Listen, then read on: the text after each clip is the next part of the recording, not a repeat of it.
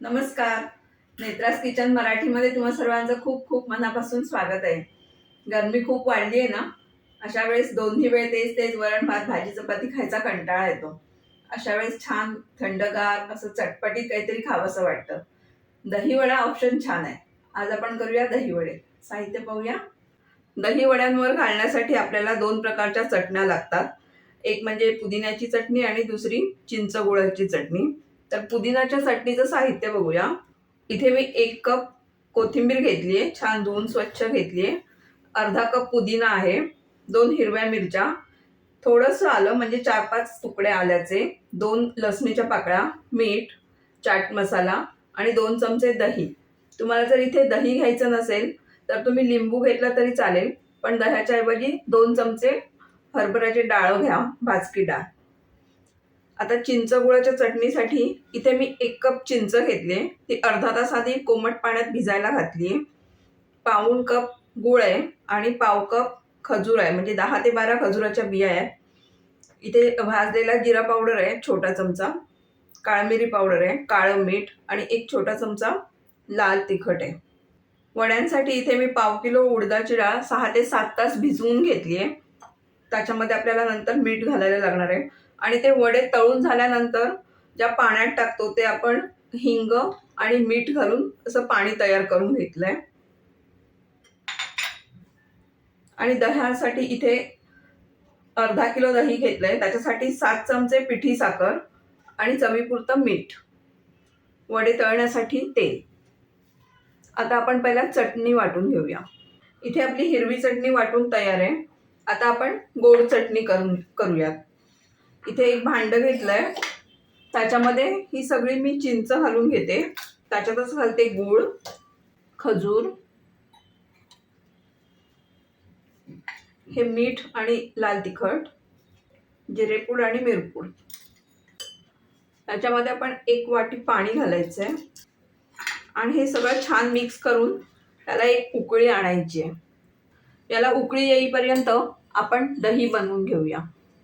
हे दही आपण मिक्सरला न लावता ह्या गाळणीवरून असं गाळून घ्यायचंय, म्हणजे ते परफेक्ट असं टेक्स्चर येतं जसं आपल्याला पाहिजे, सॉफ्ट. दही ताजंच असायला हवं, अजिबात आंबट नको. त्याच्यातच मीठ आणि साखर.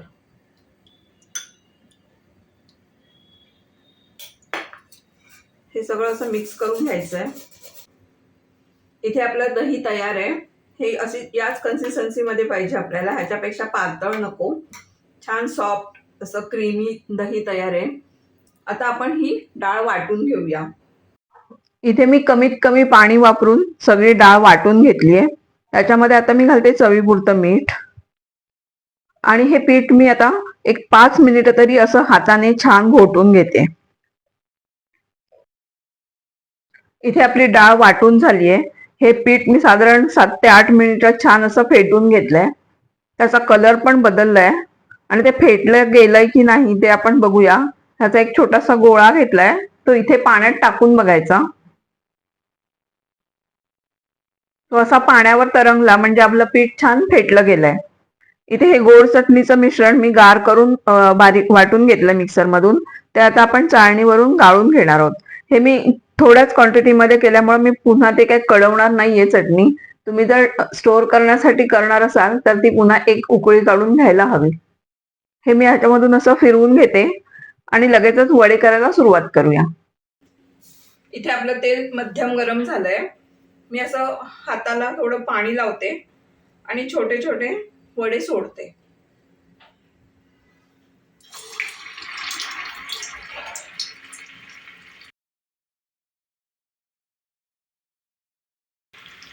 कढईत जेवढे बसतील तेवढे सोडून घ्यायचे.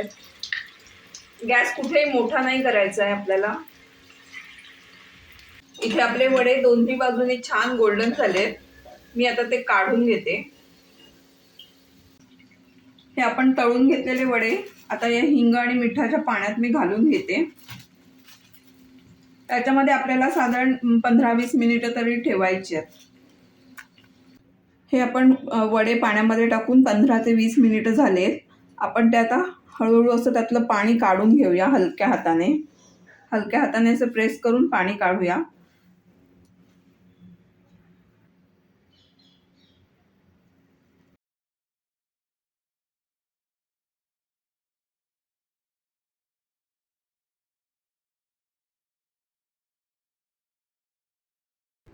असे हे कापसासारखे मऊ जाळीदार दही वडे तयार आहेत. तुम्ही सुद्धा नक्की ट्राय करा आणि कमेंट करून सांगा कसे झाले ते. आजची रेसिपी आवडली असेल तर व्हिडिओला लाईक करा, शेअर करा, नेत्रास किचन मराठी या चॅनलला सबस्क्राईब करा आणि बाजूचं बेल आयकॉन प्रेस करायला विसरू नका. धन्यवाद.